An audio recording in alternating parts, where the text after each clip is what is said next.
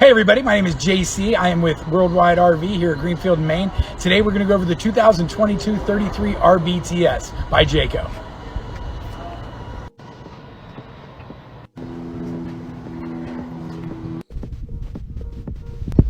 Hey everybody, so now what we're going to do is do a brief overview of the 33 RBTS. In this particular model, that stands for rear bunk, and that's where we're going to start today. Take a look at this. Now, one of the things Jayco is known for is we do not use particle board or OSB, so everything that you're looking at is actually a hard plywood design. As you can see, this pulls out into a bed, this drops down into a bed, and then you have two bunks here, as well as an incredible amount of of storage for the units. You can set up a rear entertainment center here, and then you have a great area for the children. Now let's take a look at the kitchen.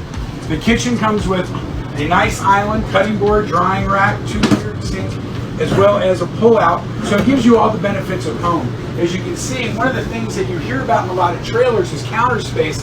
Here you have an incredible amount of counter space. Put your coffee maker, your blender, whatever it is that you use.